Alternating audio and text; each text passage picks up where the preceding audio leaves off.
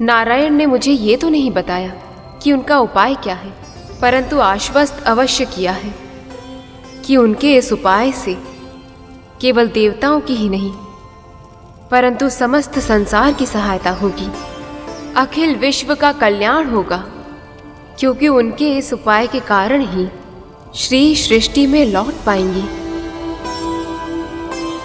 अर्थात आपके कहने का अर्थ यह है कि माता लक्ष्मी और प्रभु विष्णु का विरह समाप्त होने वाला है। वो दोनों फिर से एक होने वाले हैं। ये तो बहुत ही शुभ समाचार है अदिति माँ। हमें शीघ्र ही विष्णु लोक की ओर प्रस्थान करना चाहिए। शीघ्रता में किया हुआ कार्य हानिकारक भी हो सकता है गरुड़। पहले से ही असुर हमें चारों ओर खोज रहे हैं और अब तो दीति माँ और राहु को भी पता चल गया है कि माँ की तपस्या पूरी हो गई है। रही बात प्रभु विष्णु की ओर प्रस्थान करने की, तो प्रभु विष्णु ने स्वयं हमें अपने लोक में आने का आदेश दिया है। और यदि असुरों ने हमें ढूंढ लिया और हमारे ऊपर आक्रमण कर दिया तो? हम चाहे भी तो उनका सामना नहीं कर सकते। यदि हम उनको मार भी दें तो वो तो राक्षस हैं। संजीवनी विद्या से वो फिर से जीवित हो जाएंगे और फिर हमारा क्या होगा? वही जो नारायण चाहेंगे। और वैसे भी जब वो हमारे साथ है तो हमें किस बात की चिंता। सही कह रहा है गरुड़। तुम सब एक काम करो, तुम सब इसी क्षण नारायण के पास जाओ और गरुड़ को भी अपने साथ लेकर जाओ। पूरी असुर सेना का सामना किया है इसने, कुछ तो विशेष है इसमें। हो सकता है कि इसका साथ तुम सब में फिर से साहस का संचार कर दे। जो आज्ञा मां।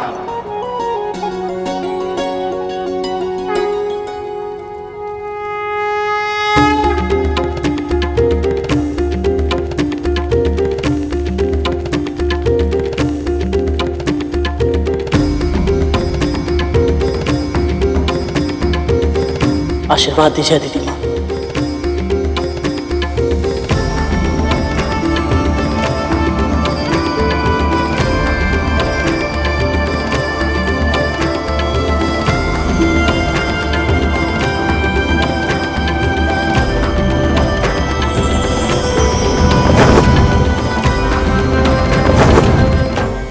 गति तुम्हारी शक्ति है, हृदय में साहस है, आत्मा अच्छाई की प्रतीक है और तुम्हारे पंखों में है आशा, समस्त संसार की आशा। एक मां का आशीर्वाद है, नारायण की प्रेरणा से अपनी मां के गर्व का कारण बनो तुम। प्रभु विष्णु का वाहन बनो तुम।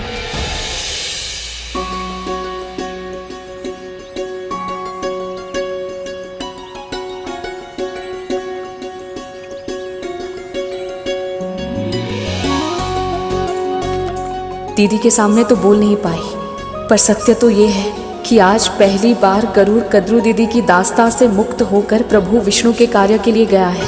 इस बात से मैं इतनी प्रसन्न हूँ, इतनी प्रसन्न हूँ। ऐसा लग रहा है जैसे उसके नहीं मेरे ही पैरों की बेड़ियाँ खुल गई हों।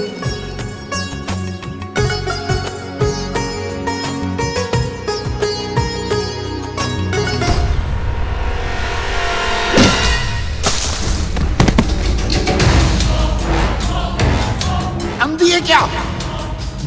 दिखाई नहीं देता?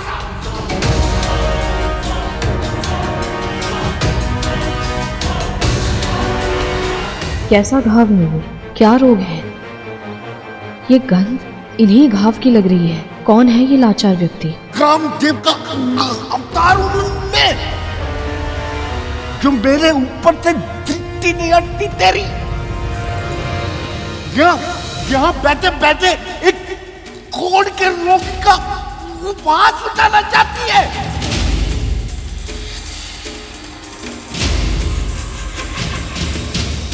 क्षमा कीजिएगा बाबा।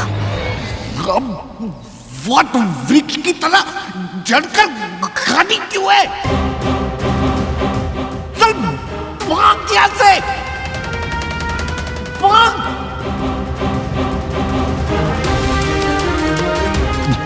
क्षमा कीजिए।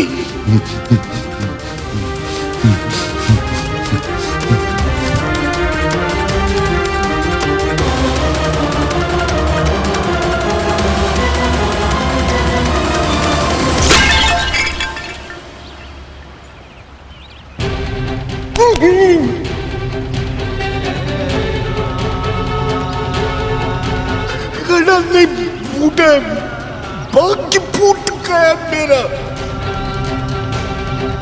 आयु में शांति से तो कुछ जल भी नहीं पी सकता।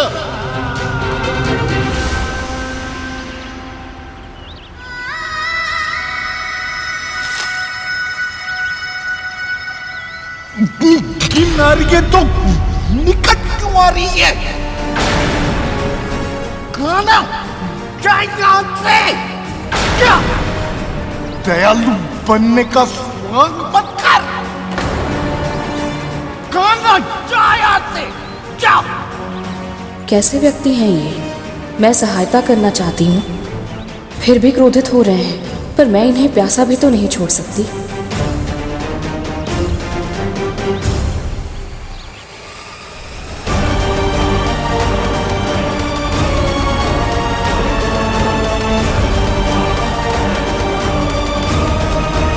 अभी मन नहीं भरा तेरा और चिढ़ा रही है। देख नहीं रही मेरे हाथ कांप रहे, ये भी गिर जाएगा। जल पिलाना है तो अपने हाथ से पिला, वरना जाया से।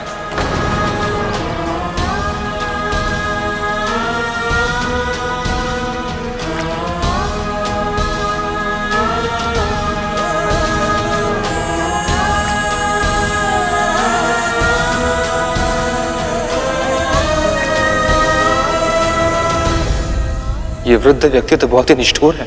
ये उस असुर की भांति है जो कभी संतुष्ट नहीं होता। आपने सही कहा प्रभु, किंतु विंता मां का हृदय तो करुणा का सागर है।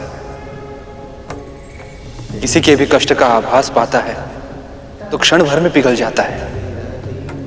पर आज उनकी करुणा नहीं, सेवा की परीक्षा होगी।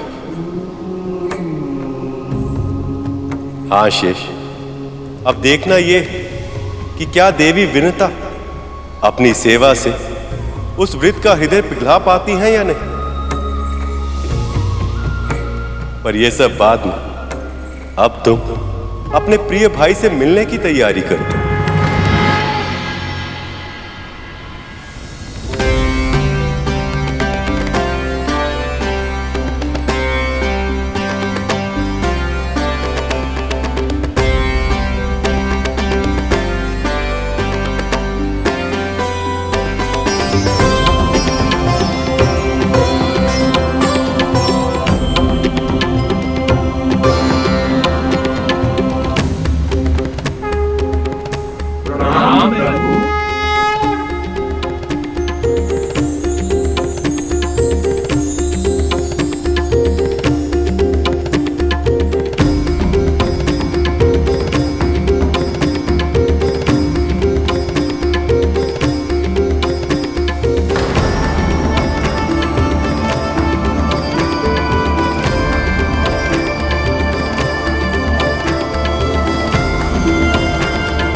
प्रभु विष्णु ने स्वयं मां को दर्शन देकर हम देवताओं को यहां बुलाया था, पर अब इस गरुड़ के सामने तो ये हमारी ओर दृष्टि उठाकर देख तक नहीं रहे। प्रभु, मैं बता नहीं सकता, इस तरह आपको शेषनाग भैया की शैया पर विश्राम करते देख मुझे कितनी प्रसन्नता हो रही है। ऐसा लग रहा है जैसे ये सौभाग्य मेरे बड़े भैया को नहीं, स्वयं मुझे प्राप्त हुआ है।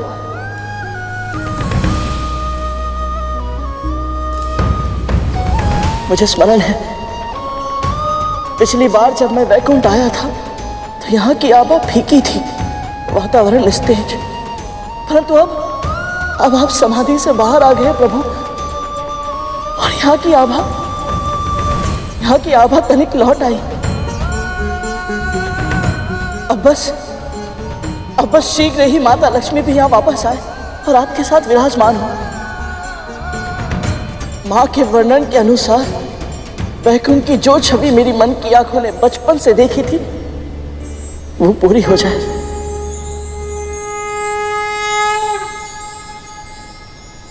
सत्य कह रहे हो गरुड़। लक्ष्मी के जाने के पश्चात केवल वैकुंठ ही नहीं, स्वयं मैं भी अधूरा हूं। मैं तो केवल ये कल्पना कर सकता हूं कितने लंबे विरह के बाद मेरी प्रिय, मेरी लक्ष्मी कितनी पीड़ा सहती होगी।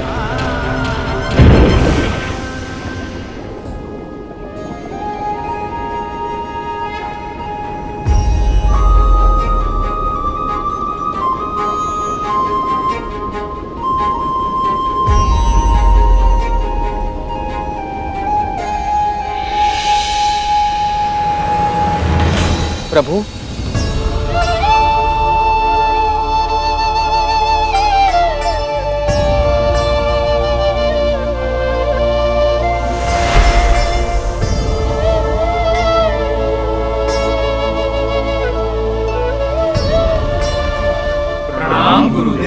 यशस्वी भव, कीर्तिमान भव।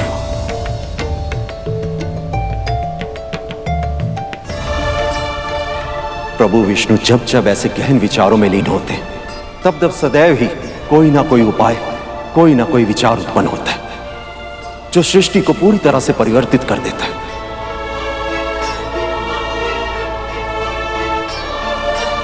प्रभु, आपने मुझे स्मरण किया। मैं जानता हूं कि असुर संजीवनी विद्या के कारण मृत्यु को परास्त कर स्वर्ग के सुखों को भोग रहे हैं, और आप सब यहां उस योजना की प्रतीक्षा कर रहे हैं जिससे असुरों का सामना करने में आपको सहायता मिले।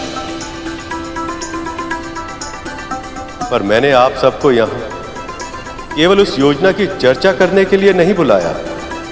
पूरे संसार को मैं उससे भी अधिक मूल्यवान वस्तु प्रदान करूंगा।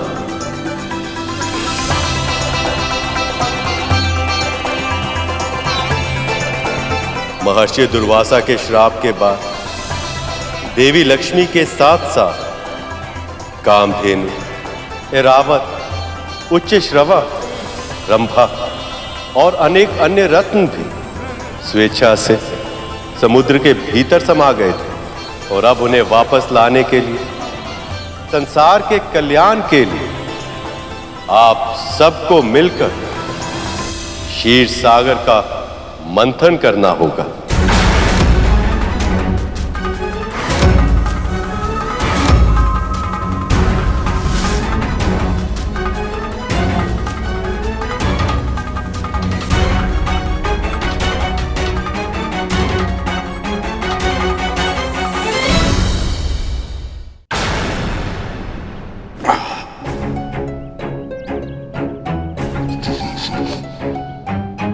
पिला दिया ना जल, अब जाया जा।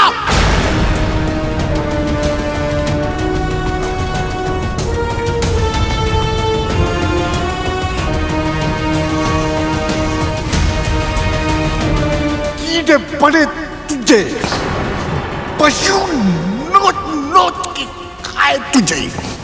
कितने कृतघ्न व्यक्ति हैं ये। मैंने इन्हें जल पिलाया और ये आशीर्वाद देने के स्थान पर ऐसा भयानक श्राप दे रहे हैं। कब तू पकेगा और कब तू मेरी झोली में गिरेगा ताकि मैं तुझे उठाऊं और खाऊं। भूख के मारे मेरे प्राण जा रहे हैं। कितना निष्ठुर है तू, परोपकार का भाव ही नहीं है। इस वृद्ध पर तुझे दया नहीं आ रही। हे प्रभु, बहुत बड़ी भूल हो गई मुझसे। मैंने इन्हें कृतघ्न कह दिया, जबकि ये तो इस आम के फल से बात कर रहे थे।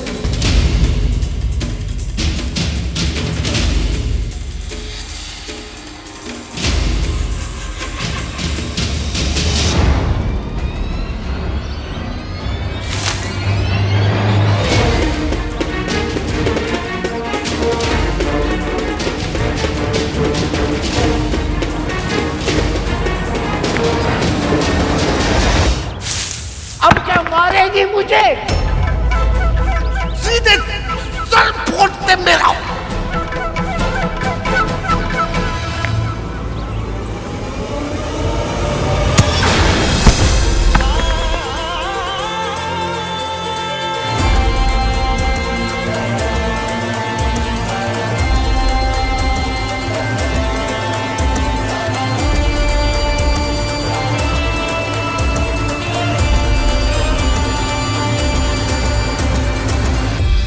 आप इतने भूखे थे बाबा?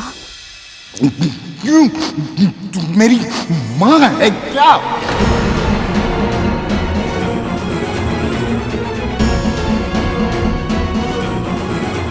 भूख से मेरे प्राण आज निकले या कल? तुझे क्या? ऐसा क्यों कह रहे हैं आप? सच सुनने में कष्ट हो रहा है, कड़वा है पर सच है। मैं कैसे जी रहा हूं जब तेरे प्रभु को इसकी चिंता नहीं, तो तुझे क्या है? ऐसा नहीं है बाबा, मेरे प्रभु विष्णु किसी के कष्ट से अनभिज्ञ नहीं है। प्रभु, तेरे प्रभु मुझे सिखा रही है।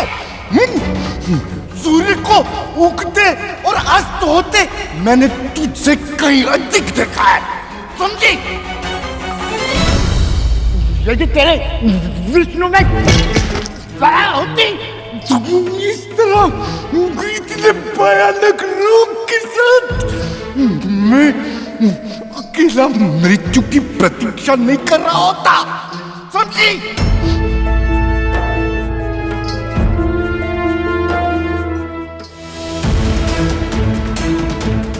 आप अकेले नहीं रहेंगे बाबा, प्रभु की प्रेरणा से ही मैं यहाँ आई हूँ। आप मेरे साथ मेरे घर चलिए। बकवास कर रही है मेरा? नहीं बाबा। इतनी दूर है तेरा घर? लगभग 1 कोस दूर। 1 कोस दूर?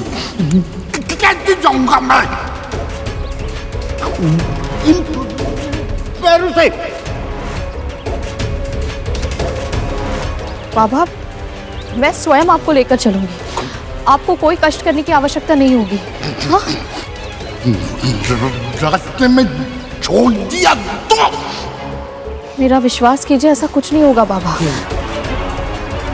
आप चलिए मेरे साथ। हाँ,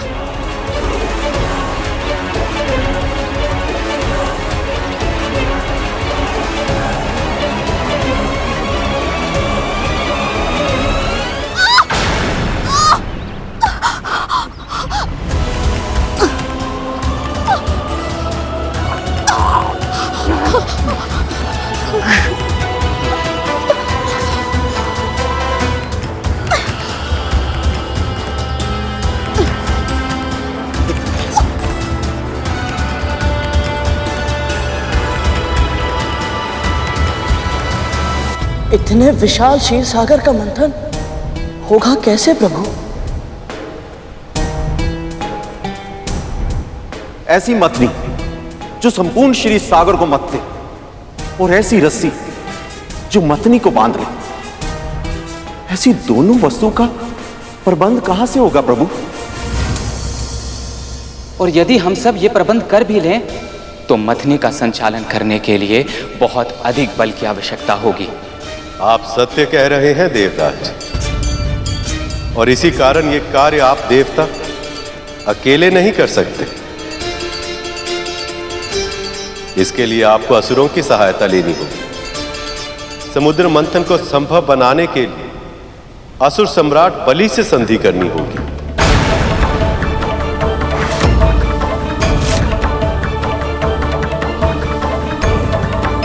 विष्णु जी चाहते हैं कि मैं असुर राज बलि से संधि करूं, उन असुरों से जिन्होंने मुझसे मेरा स्वर्ग लोक छीना, जो हमारे प्राण के पीछे ऐसे पड़े हैं कि हमें छुपते फिरना पड़ रहा है। ये संधि नहीं होगी, कभी नहीं। परंतु ये कैसे संभव है प्रभु? देवों और दानवों की शत्रुता तो अनंत काल से चली आ रही है, ये अचानक से समाप्त कैसे होगी प्रभु? जब तक सत्ता और शक्ति के शीर्ष पर देवता विद्यमान थे, तब तक असुरों से अपनी कोई भी बात मनवाना हमारे लिए संभव था। परंतु आज तो सत्ता और शक्ति असुरों के पास है। वो ऐसा कोई भी कार्य क्यों करेंगे जो देवताओं को शक्तिशाली बना रहा हो? असुर राज बलि अन्य असुरों से भिन्न है गुरुदेव, ईश्वर भक्त है वो। मैंने स्वयं देखा है, मैंने स्वयं उन्हें महादेव की पूजा करते हुए देखा है। मुझे लगता है संभावना प्रबल है कि वो अरे असुरों के बारे में जानते ही क्या हो तुम? अरे तुमने तो केवल एक बार युद्ध किया है उनके साथ, पर हमने वर्षों तक बार बार पराजित किया है उन्हें। परंतु अब परिस्थिति बदल गई है। जब तक उनके पास संजीवनी विद्या है, वो हमारी सहायता कभी नहीं करेंगे, कभी नहीं।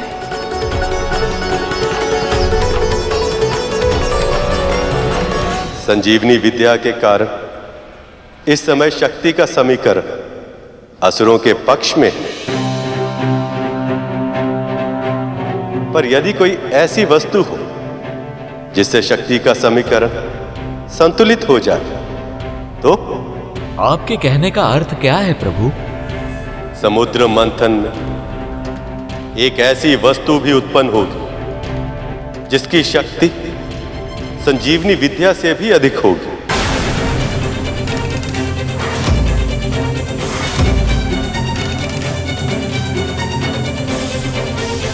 संजीवनी विद्या तो मृत्यु के बाद प्राणी को जीवित करती है, पर यह वस्तु प्राणी को कभी मरने ही नहीं देगी। ये सभी प्राणियों को अजर अमर बना देगी।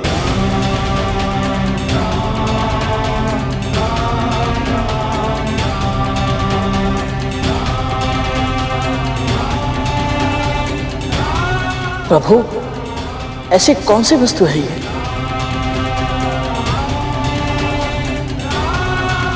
अमृत।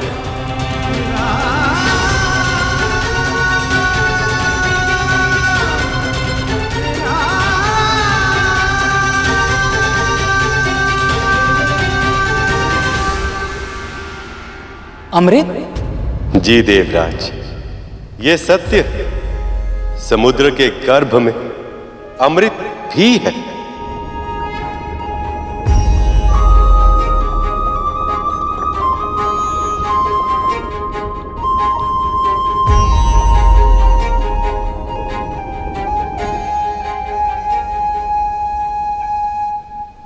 प्रभु, ये अमृत हमें ही मिलना चाहिए, क्योंकि संजीवनी विद्या के कारण असुरों के प्राण मृत्यु के बाद भी लौट आते हैं और हमारे पास उनका सामना करने के लिए कोई उपाय नहीं है। और यदि हमारे समुद्र मंथन के बाद निकला हुआ अमृत भी दानवों को मिल गया तो हमारी समस्या बढ़ जाएगी प्रभु।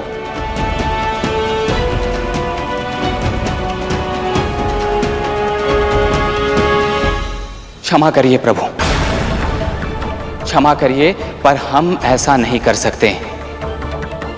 असुर सम्राट बलि से संधि नहीं कर सकते हैं हम प्रभु।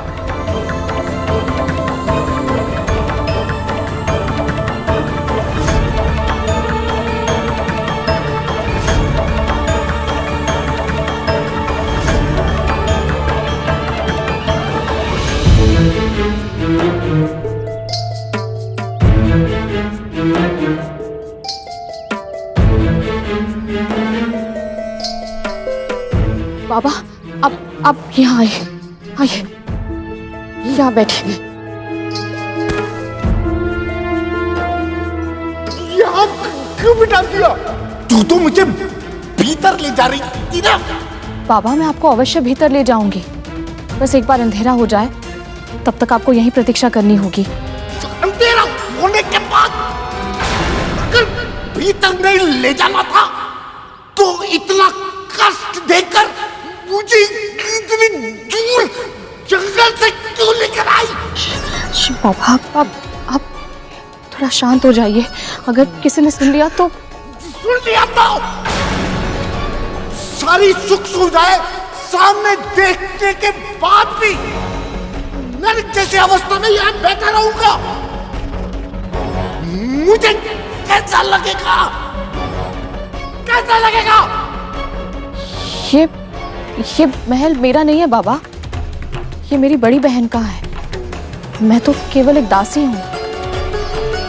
पर आप चिंता मत कीजिए, मैं आपको अपनी कुटिया में लेकर जाऊंगी। बस संध्या तक प्रतीक्षा करनी होगी। कुटिया में ले जाएगी? वहां मुझे कौन सी सुख सुविधा मिलेगी? वहां तो बिछोना भी मेरी पीठ में चुभेगा। इससे अच्छा तू मुझे वापस वही जंगल में छोड़ दे। मैं आपका पूरा ध्यान रखूंगी बाबा, आप बस शांत हो जाइए। यदि मेरी स्वामिनी को पता चल गया तो वो ना आपको यहाँ रहने देंगी ना मुझे। विंदा, तू लकड़ियां लेने गई है या वृक्ष उगाने? हे नारायण, लकड़ियां तो वहीं छूट गई, अब क्या होगा? अपनी स्वामिनी का स्वर सुनकर इतनी श्वेत पड़ गई तू। ऐसी दशा तो तेरी तब नहीं हुई जब इतने कष्ट देकर मुझे तू इतनी दूर से लेकर आई। अपनी स्वामिनी से इतना डरती है तू, मुझे अपने साथ कैसे रखेगी? हाँ बाबा, मैं आपको वचन देती हूँ, मैं आपको अपनी कुटिया में अवश्य ले जाऊंगी, बस अंधेरा होने के बाद। यदि तेरी स्वामिनी ने मुझे यहाँ से निकलवा दिया तो? ऐसा नहीं होगा बाबा, मेरी बहन के मुख से कड़वे वचन अवश्य निकलते हैं, पर वो हृदय से बुरी नहीं है।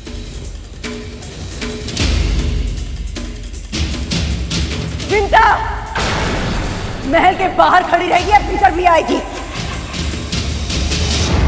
भोजन बनाना है, मेरे पुत्र भूखे हैं। अभी आई महारानी।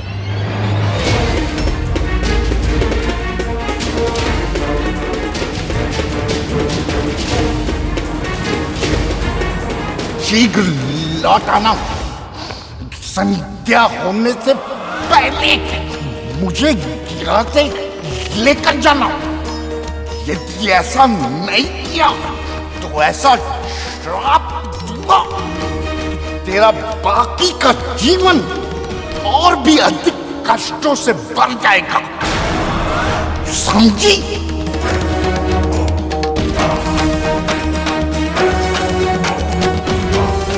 जा।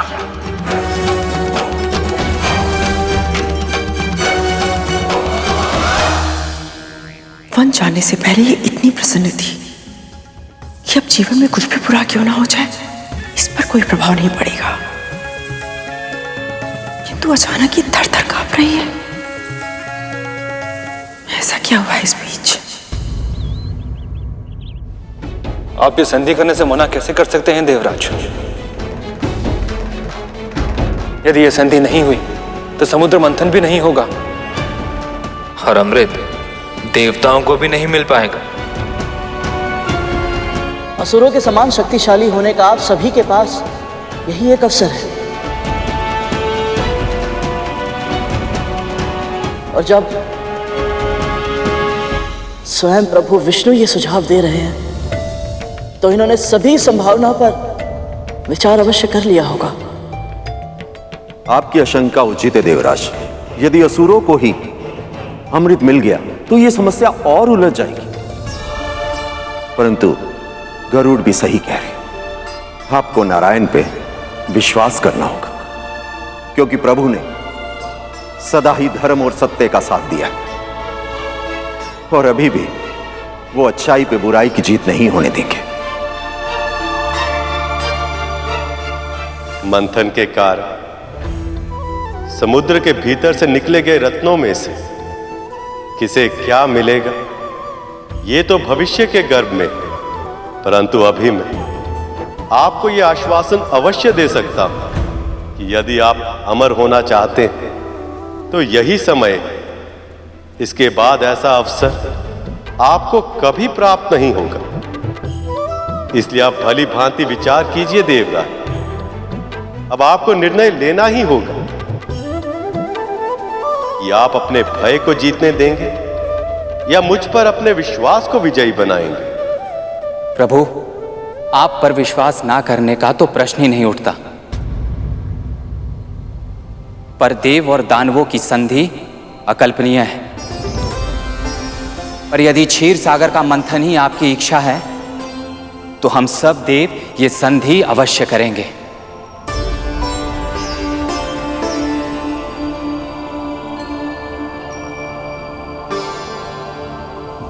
हम आपकी आज्ञा का पालन अवश्य करेंगे नारायण। आशीर्वाद दीजिए प्रभु। कल्याण।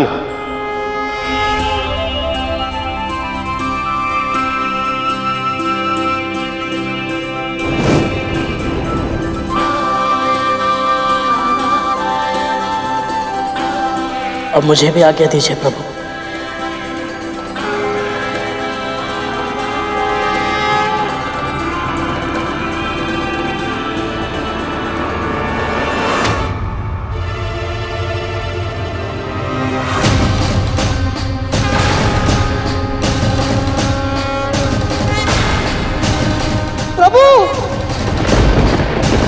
प्रभु,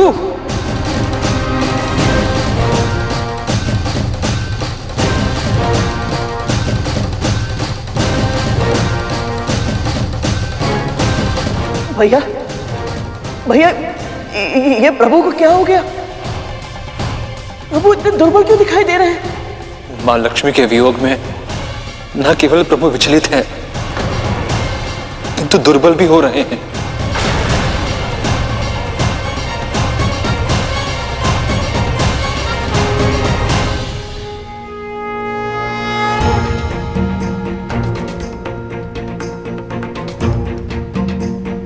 दुर्बल नहीं, निर्बल हूं मैं उनके बिना, अस्तित्वहीन हूं। जैसे ब्रह्मा का ज्ञान सरस्वती से है, जैसे शिव की शक्ति पार्वती से, वैसे ही लक्ष्मी केवल मेरी अर्धांगिनी नहीं, मेरा उत्साह, मेरी ऊर्जा, मेरी प्रेरणा है लक्ष्मी। ये विरह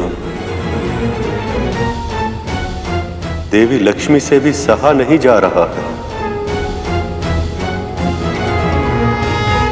और उनकी पीड़ा का आभास मेरे बल को, मेरी इच्छा शक्ति को और भी कम कर रहा है।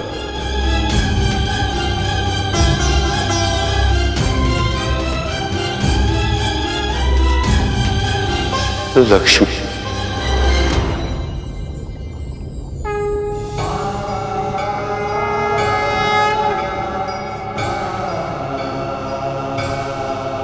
नारायण, नारायण।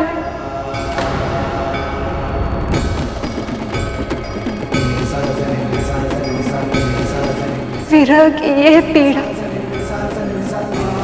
तो असहनीय हो रही है। यदि शीघ्र ही आप हमसे नहीं मिले या आपने कोई संकेत नहीं दिया कि कि मेरी ये प्रतीक्षा समाप्त हो गई, प्रभु मेरे श्वास रुक जाएंगे। संवेदना से शून्य, मात्र पत्थर बनकर रह गई हूं मैं। स्वामी,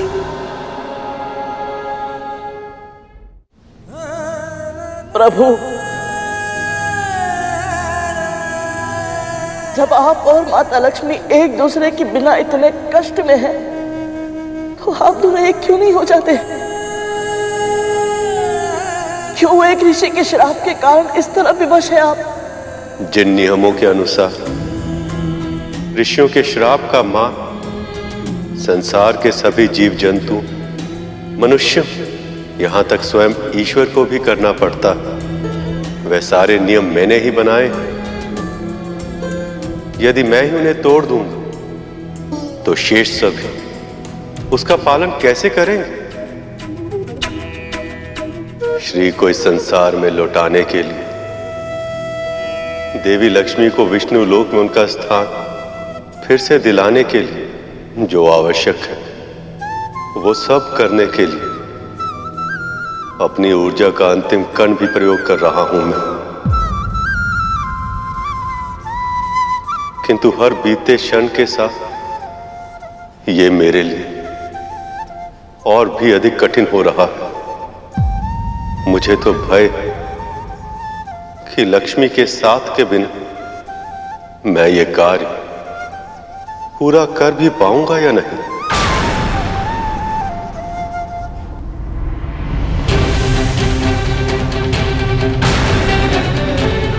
प्रभु, प्रभु, भैया, प्रभु की ये दशा देखकर मैं शांत नहीं रह सकता। जब मां दुख से रोती है तो कष्ट होता है, जब पिता की आंखों में आंसू आते हैं तो ऐसा लगता है जैसे अपने सिर की छाव किसी ने छीन ली। मां अपनी संतानों से सुख दुख सब बांटती है, परंतु पिता अपनी संतानों को भनक तक नहीं होने देते कि उन्हें कष्ट है। कितनी असहनीय होगी परम पिता की पीड़ा। आज अनजाने में ही सही अपनी संतानों के सामने छलक आई, फिर भी कितने विवश हैं हम। चाहकर भी इनके कष्ट को दूर करने के लिए कुछ नहीं कर सकते।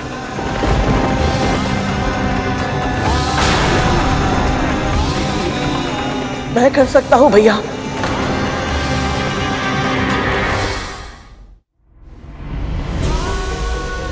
और मैं करूंगा भी। समुद्र मंथन का सबसे बड़ा उद्देश्य है आदि पुरुष विष्णु और आदि देवी लक्ष्मी का एक होना। परंतु अब समुद्र मंथन में समय है, इसीलिए मैं वो कड़ी बनूंगा जिसकी सहायता से परम पिता और माता इस विरह की अवधि को पार कर पाए। फिर समुद्र मंथन के लिए जो आवश्यक होगा मैं वो सब करूंगा, ताकि ये दोनों शीघ्र फिर से एक हो पाए। प्रभु के मन का संदेश मैं माता लक्ष्मी तक पहुंचाऊंगा। क्या? नहीं करो, तुम ऐसा कुछ नहीं करोगे। क्षमा कीजिए भैया, परंतु मुझे करना ही पड़ेगा। परम पिता की ऐसी दशा देखने के बाद मैं मां से मिले बिना नहीं रह पाऊंगा। हठ मत करो करो। तुम्हें क्या लगता है यदि यह संभव होता तो क्या परम पिता स्वयं मां के भेंट नहीं करते? पर ऐसा करने से महर्षि दुर्वासा का अपमान होगा करोड़। मैं महर्षि दुर्वासा का अपमान कभी नहीं करूंगा भैया। महर्षि के श्राप ने परम पिता और माता को बाध्य किया है, उनके इस पुत्र को नहीं। मैं इन दोनों के बीच एक दूत का कार्य करने के लिए स्वतंत्र हूं। गरुड़, मेरे भाई,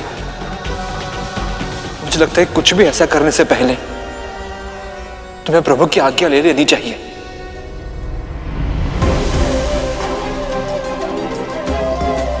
नहीं भैया,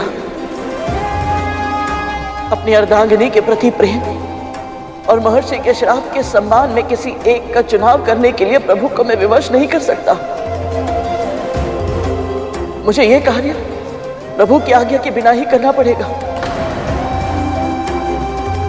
ताकि नियम तोड़ने का कोई दोष लगे भी तो मुझ पर लगे, मेरे प्रभु पर नहीं। मान जाइए भैया, एक पुत्र को उसकी मां से मिलने के लिए मत रोकिए। पर गरुड़, माता तक पहुंचने के मार्ग कठिन है, तुम्हारे प्राण भी संकट में पड़ सकते हैं। प्रभु विष्णु और माता लक्ष्मी के विरह की पीड़ा के समक्ष मेरी मृत्यु तुच्छ है। इनका संदेश एक दूसरे तक पहुंचाने के लिए ये पुत्र सहस्त्र बार अपने प्राण न्यौछावर कर सकता है भैया।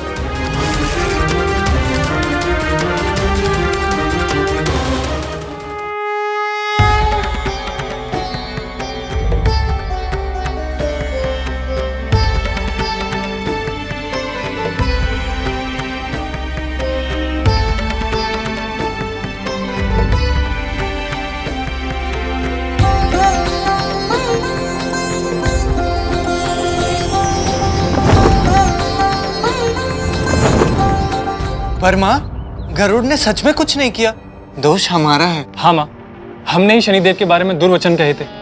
संभव है कि उसी कारण उन्हें क्रोध आया होगा और फिर उन्होंने हमें अपनी वक्र दृष्टि से देख लिया होगा। पर तुम्हें शनिदेव के पास लेकर कौन गया था? माँ, वो तो उल्का पिंडों की वर्षा के कारण हम अपने पद से भटक गए थे। कितने भोले हो तुम लोग। जब गरुड़ अपनी इच्छा से वैकुंठ गया था, उल्का पिंडों की वर्षा तो तब भी हुई होगी, तो फिर गरुड़ अपनी पद से क्यों नहीं भटका? तब तो वो किसी और ग्रह तक नहीं पहुंचा था, तो इसी बार क्यों? तो क्या गरुड़ जानबूझकर? और नहीं तो क्या। और अगर ये सत्य नहीं होता तो गरुड़ सूर्य लोक की विपरीत दिशा में उड़ता ही क्यों? पर यह षड्यंत्र नहीं हो सकता भैया। शनिदेव के क्रोध से तो गरुड़ भी भयभीत था। हाँ काले भैया, पर गरुड़ तो स्वयं भी शनि ग्रह पर फंस चुका था। फंसा होगा, किंतु निकल भी तो आया, वो भी वरदान पाकर।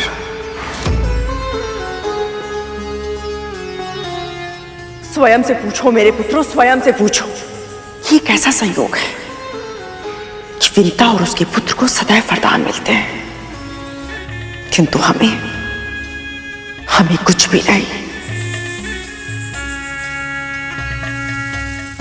सत्य तो यह है कि दोनों मां और पुत्र कुछ अधिक ही चतुर है।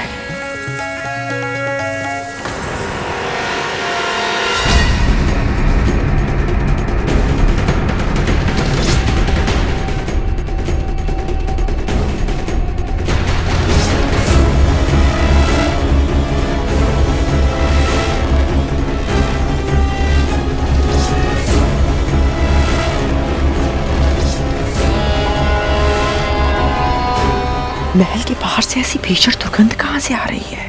बाहर से नहीं मां, ये दुर्गंध भीतर से आ रही है। हाँ माँ, अवश्य इन दोनों ने कुछ अधिक खाना खा लिया है। दोनों के पेट खराब हो गए। नहीं, ये दुर्गंध धूमल से तो नहीं आ रही, और ना ही तख्तू से। हम तीनों से भी नहीं आ रही है। वही तो जानना है कि कहां से आ रही है ऐसी आसानी और भीषण दुर्गंध।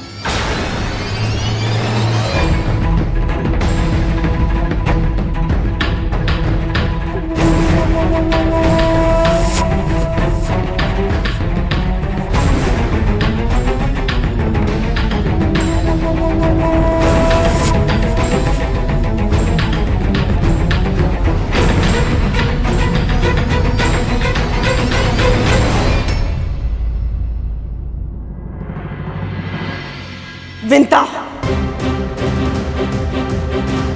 क्या किया तूने? कहीं दीदी को पता तो नहीं चल गया कि मैं उन वृद्ध बाबा को यहाँ ले आई हूँ? पूरे महल से दुर्गंध आ रही है और ये दुर्गंध तुझसे आ रही है। लगता है मेरे वस्त्रों में उनके घावों से बहता हुआ पीप लग गया होगा, जिस कारण ये दुर्गंध आ रही है। जा यहाँ से, पहले स्वयं को साक्षी कर, फिर पूरे महल को। जी जी महारानी।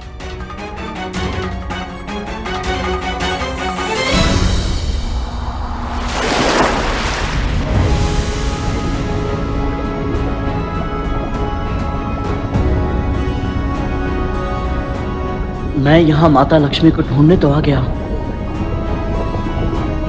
किंतु यहाँ तो माँ का कोई चिन्ह नहीं है और गहराई में उतरना होगा।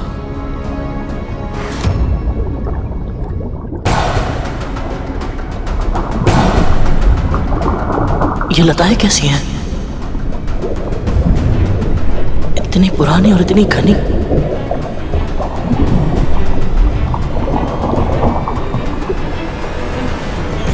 विचित्र भूल भुलैया है ये, समाप्त होने का नाम ही नहीं ले रही। ऐसे ही समय व्यर्थ होता रहा तो मां के दर्शन कब करूंगा मैं? लगता है मुझे ही अपनी गति बढ़ानी होगी।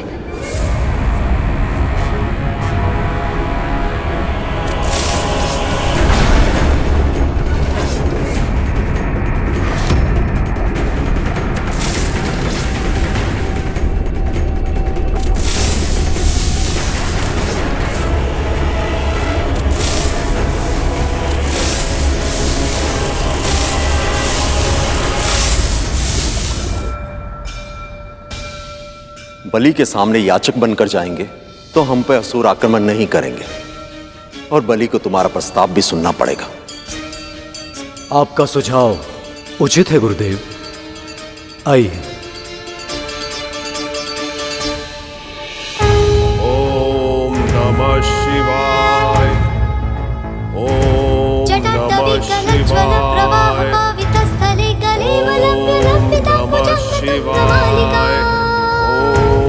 नमः शिवाय।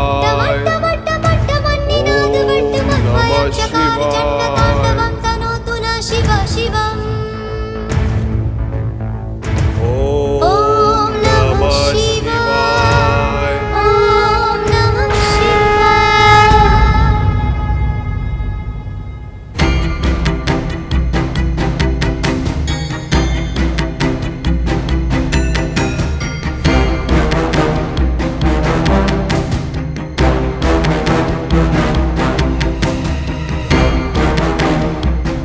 क्या हुआ पुत्र बलि? तुम इस नए रूप में चिंतित होकर बिल्कुल अच्छे नहीं लग रहे। तुम क्या सोच रहे हो? आपकी सूचना सही थी मां। ये देवता अवश्य ही कुछ ना कुछ षड्यंत्र रच रहे हैं। मुझे आभास हो रहा है कि वो यही है, कहीं निकट ही।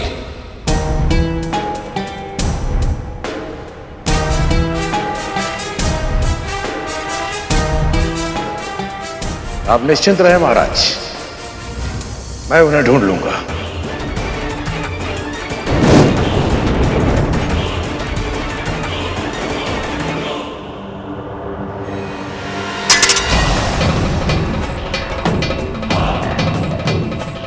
हम बड़ी दूर से आए, महाराज के दर्शन के अभिलाषी हैं।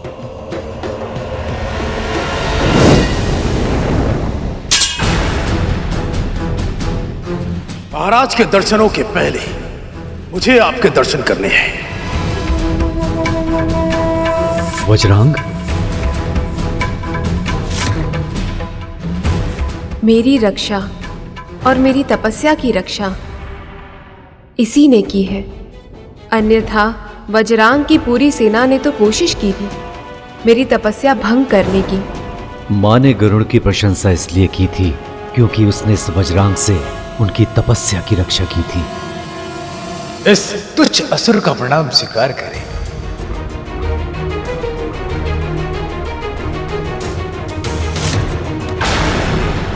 वज्रांग! इंद्र, आप तो क्रोधित हो गए।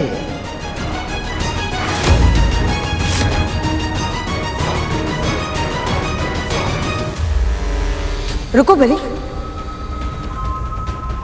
वज्रांग संभाल लेगा।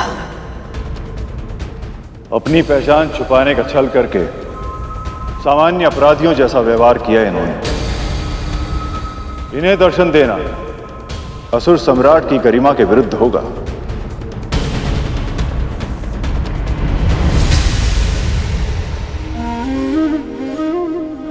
प्रभु, देवता याचक बनकर इसीलिए गए थे ताकि बलि उन्हें विनम्र समझे और भेंट करने के लिए तैयार हो जाए, किंतु अब तो ये सारे असुर देवताओं को बहरूपिया समझने लगे।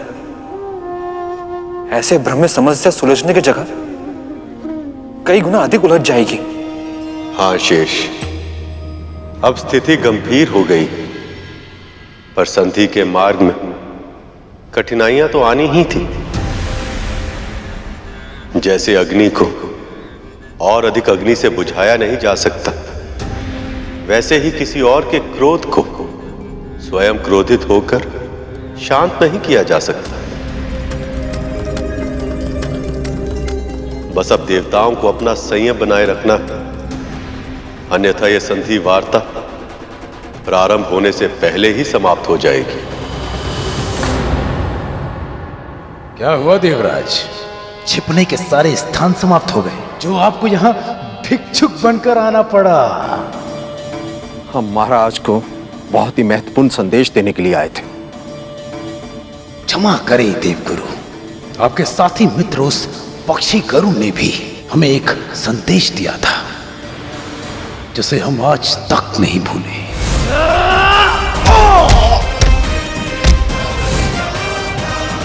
गरुड़ हमारा साथी नहीं है, उसने जो किया है उसके लिए कोई और नहीं, वो स्वयं उत्तरदायी है। समस्या ये है इंद्र कि हम मित्र नहीं हैं, और जो तुम हमें समझाने का प्रयास कर रहे हो उस पर ना तो मैं विश्वास करूंगा और ना ही महाराज बलि। तो तुम्हारे लिए उचित यही है कि तुम यहां से पुनः लौट जाओ। हम यहां से लौटने नहीं आए हैं वज्रांग, जो कहने आए हैं वो सुना के जाएंगे यहां से।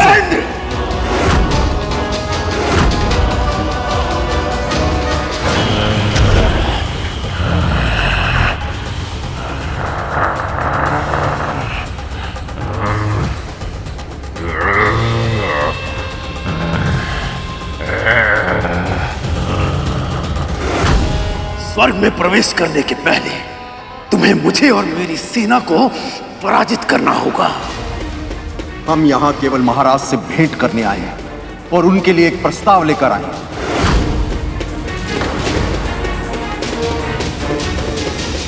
हमें आपके किसी भी प्रस्ताव की कोई आवश्यकता नहीं है।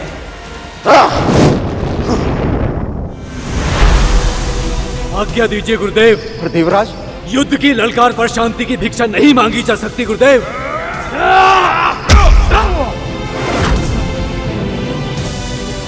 उधर गरुड़ सृष्टि के कल्याण के लिए अकेला मां लक्ष्मी को आपका संदेश देने गया, और यहाँ ये देवता यही भूल गए कि वो संधि करने गए हैं। ओम श्री महालक्ष्मी नमः। ओम श्री महालक्ष्मी नमः। ओम श्री महालक्ष्मी नमः। ओम श्री महालक्ष्मी नमः। ओम श्री महालक्ष्मी नमः।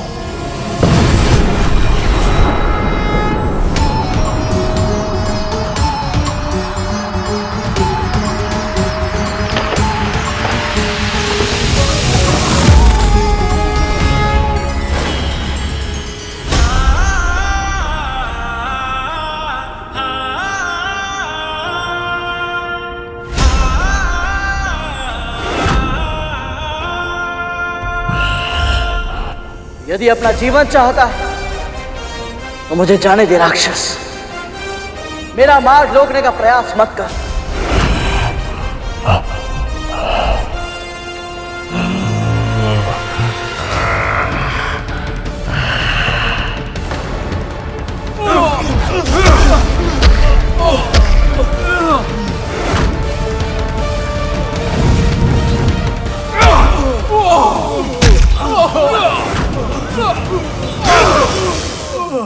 प्रभु, जिसका भय था वही हुआ।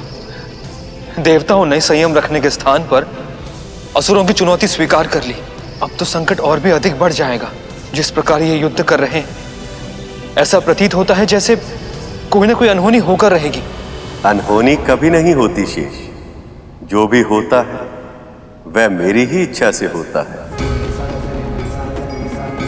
मैं ये युद्ध इसलिए होने दे रहा ताकि इससे दो लक्ष्य प्राप्त होंगे।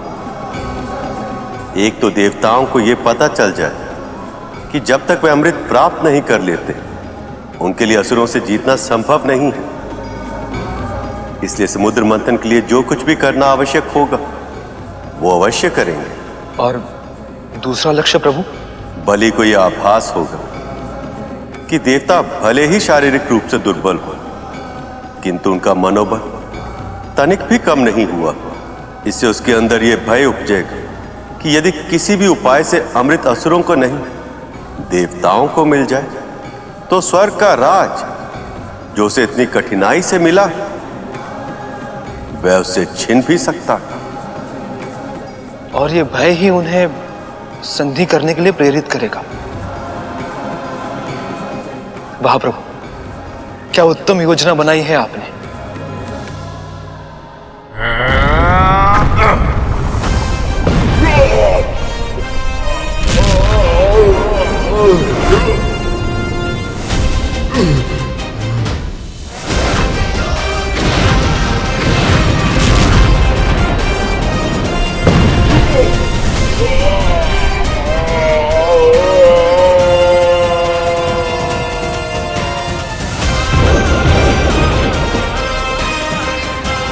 शक्ति बहुत थी तुझमें, परंतु तू एक भूल कर बैठा। तुझे नहीं करनी चाहिए थी। भक्त को भगवान से, पुत्र को मां से मिलने से नहीं रोकना चाहिए था तुझे।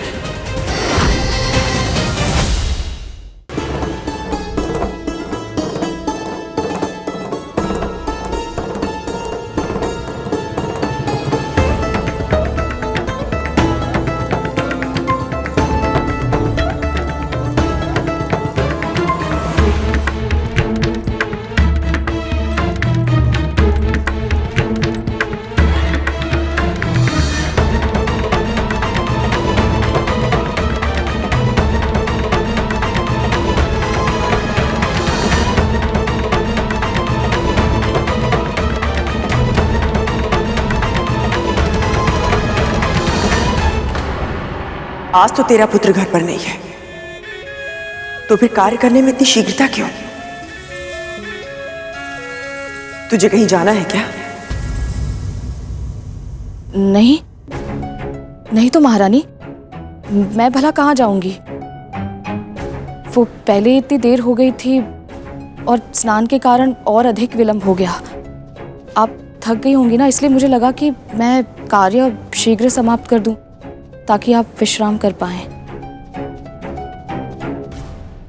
तो ऐसी बात है, ठीक है, तो फिर मेरे पांव दबा दे। तनिक थकान सी हो गई है।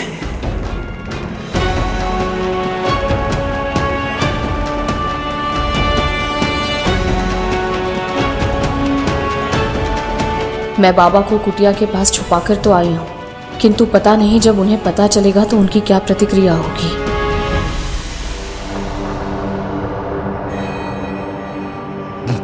कैसी स्त्री है, मुझे यहां छोड़कर भूल गई।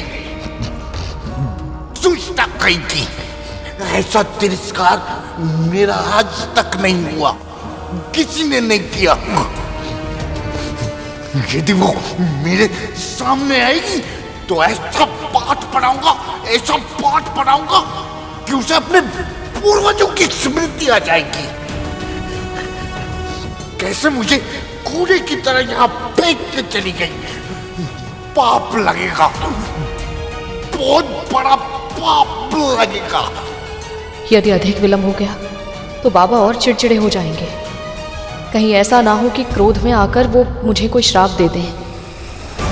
प्रभु, ये कैसी विपदा आन पड़ी है विंता मां पर।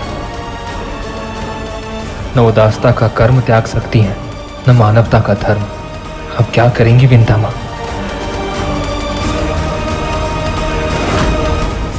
क्या हुआ विंता? कहां खोई हुई है? ना तो तेरे हाथ चल रहे हैं, ना मुख से एक शब्द निकल रहा है। यदि सच बताया तो कहीं ऐसा ना हो कि दीदी मुझे अतिथि को अपने घर में रखने से मना कर दे पर यदि झूठ बोला तो मुझे अवश्य ही असत्य भाषण का दोष लगेगा। क्या करूं मैं?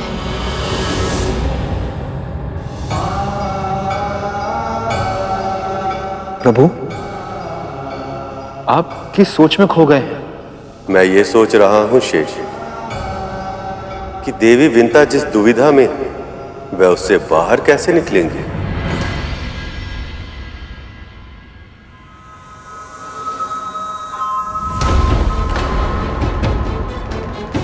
तुझे क्या लगता है मैं तुझे पहचानती नहीं हूं? तू बार बार बहाने बनाएगी और मुझे कुछ पता नहीं चलेगा। अंतिम बार तुझसे पूछ रही हूं, क्या हुआ है? सत्य बता। सत्य यह है महारानी कि मैं कथा के बारे में सोच रही थी। एक प्रवचन में मैंने सुना था। क्या सुना था? बहुत समय पहले की बात है। एक कसाई एक निरीह गाय के प्राण के लिए उसके पीछे पीछे दौड़ रहा था। अपनी रक्षा के लिए गाय ऋषि के पास जा पहुंची। कसाई भी उसका पीछा करते करते उन ऋषि तक पहुंच गया था। उससे ऋषि से पूछा कि गाय कहाँ है। ऋषि ने एक क्षण विचार किया और फिर विपरीत दिशा की ओर संकेत कर दिया। तो इसमें समस्या क्या है? समस्या नहीं, दुविधा है दीदी। ऋषि मुनि तो सदैव सत्य बोलते हैं ना, पर उस दिन उस गाय के प्राण की रक्षा के लिए उन्हें झूठ बोलना पड़ा था। उन्हें तो पाप लग गया होगा ना।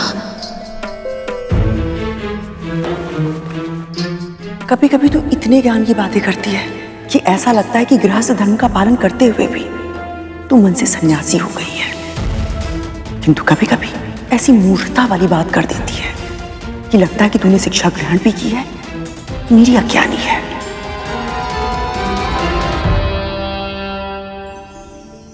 ऋषि के पास दो विकल्प थे, या तो वो सत्य बोलते और उन्हें गौ हत्या का पाप लग जाता, या फिर झूठ बोलकर असत्य भाषण का दोष अपने ऊपर ले लेते। किंतु वो अच्छी तरह जानते थे कि गौ हत्या का पाप असत्य भाषण के दोष से कहीं अधिक बड़ा है। इसीलिए उन्होंने गौ की रक्षा के लिए झूठ बोल दिया। और वैसे भी किसी धार्मिक कार्य के लिए यदि असत्य भी बोलना पड़े तो उसमें किसी की हानि नहीं होती है। धर्म की रक्षा के लिए कहे गए झूठ से असत्य और धर्म की अवहेलना नहीं होती है। समझी?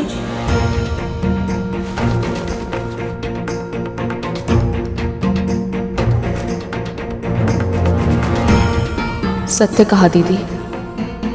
इसलिए आज मैं भी आपसे सत्य छुपाने के लिए विवश हूं, क्योंकि असत्य भाषण का दोष अतिथि के तिरस्कार से बड़ा नहीं होता।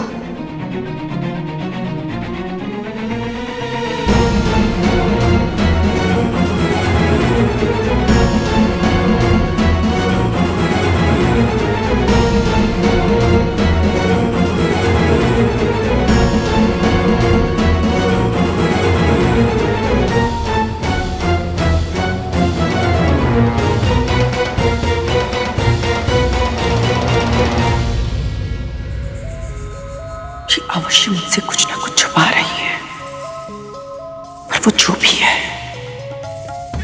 मैं पता करके रहूंगी।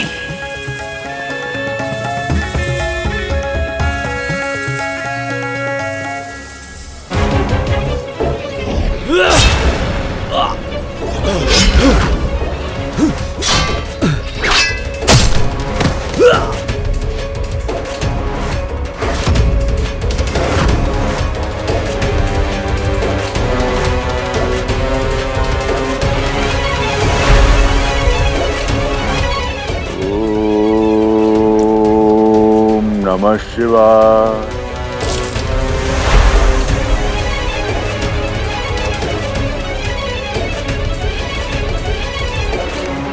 देवराज, ये असुर तो बार बार जीवित हो रहे हैं।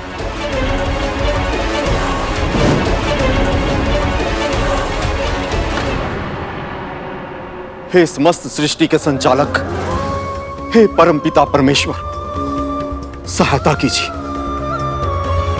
यदि देवता बलि से भेंट नहीं कर पाए तो हम प्रभु का संदेश उन तक कैसे पहुंचाएंगे? और यदि संदेश नहीं पहुंचा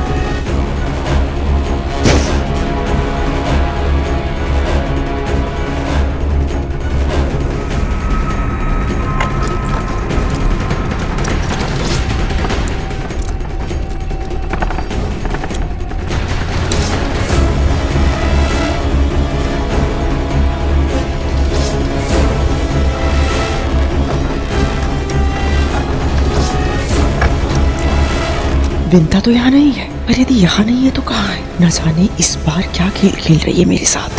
ओम श्री महालक्ष्मी नमः। ओम श्री महालक्ष्मी नमः। ओम श्री महालक्ष्मी नमः।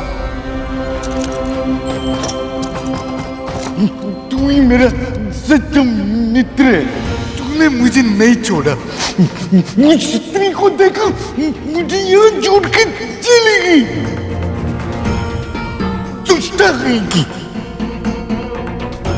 जो तुम मुझे छोड़कर नहीं जाएगा ना।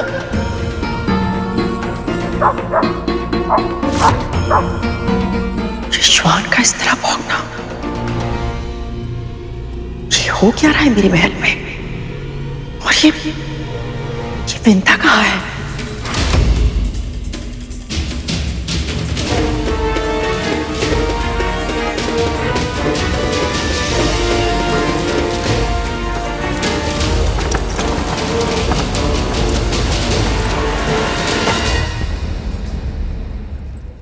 चलिए बाबा, भीतर चलिए, आइए।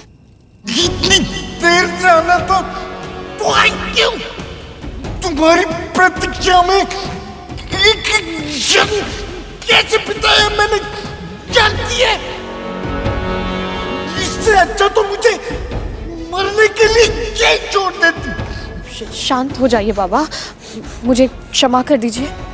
मैं मानती हूँ मुझे देर हो गई, पर अब तो भीतर चलिए। मुख पर जो शब्द हो आवश्यक नहीं कि मन में भी वही हो। शब्दों से अधिक कर्म में शक्ति होती है। क्षमा चाहिए ना तो कान पकड़ खड़ी हो, फिर बैठ, फिर खड़ी हो, उठक बैठक कर और क्षमा मांग, तब करूंगा क्षमा। चल कर उठक बैठक।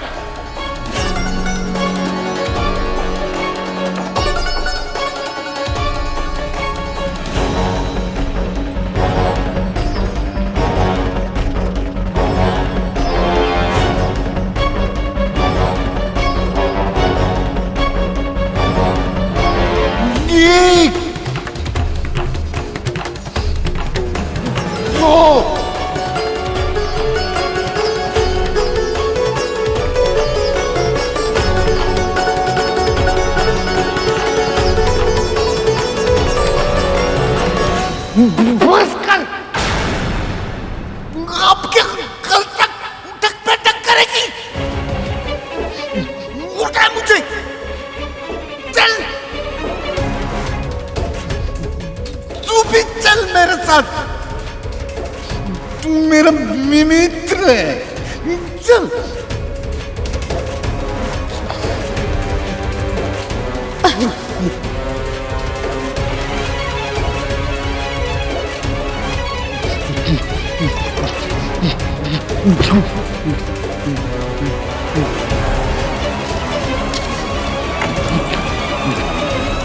गिराना मत।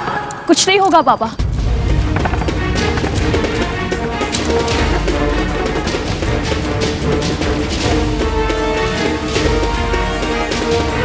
ये दुर्गंध कैसी, कितनी असहाय दुर्गंध है ये, मुझसे सहन नहीं हो रही अब।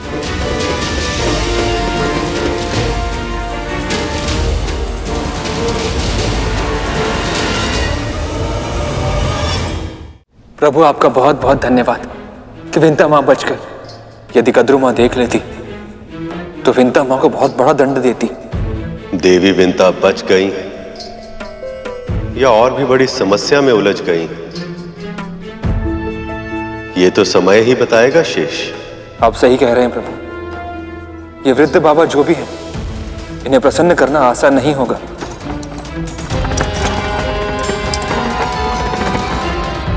जिस प्रकार विंता माँ के सहारे वो यहां तक आए, लगता नहीं इतनी आसानी से जाएंगे।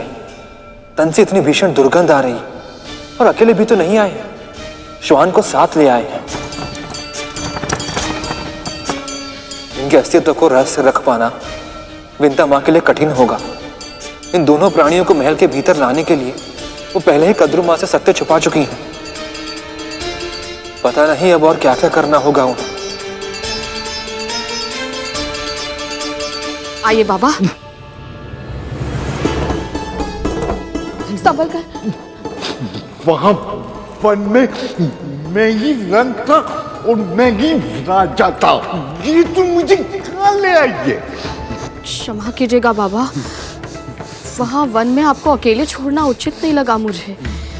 मैंने सोचा यहाँ आपकी सेवा और भी अच्छी तरह कर पाऊंगी।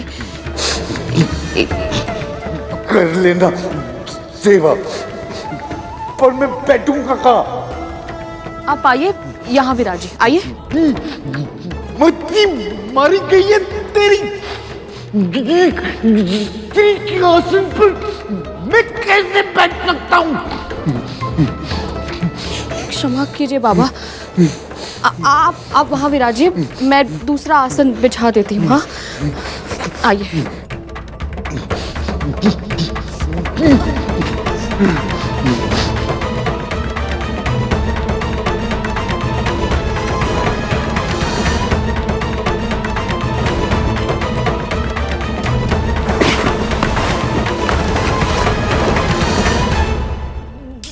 कुशल पे नहीं बैठ सकता मैं। चुभेगा मुझे।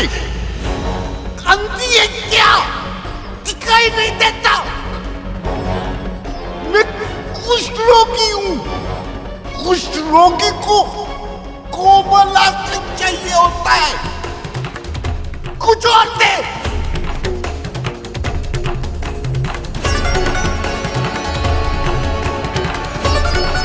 क्षमा कीजिएगा बाबा, कुछ और तो नहीं है। झूठी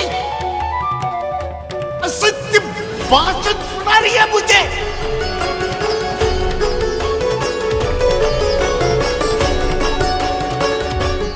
वो क्या है?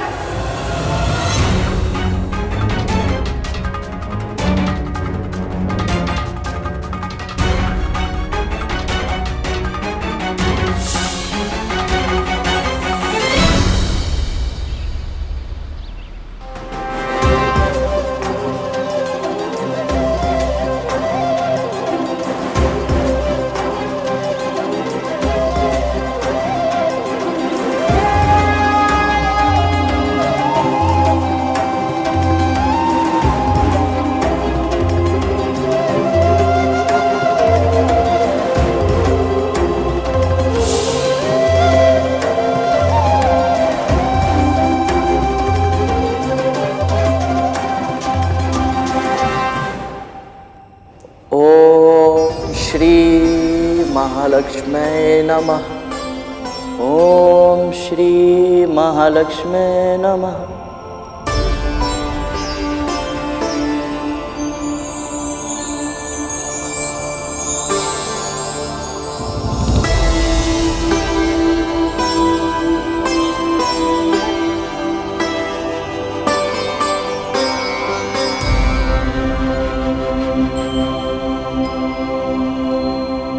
माँ,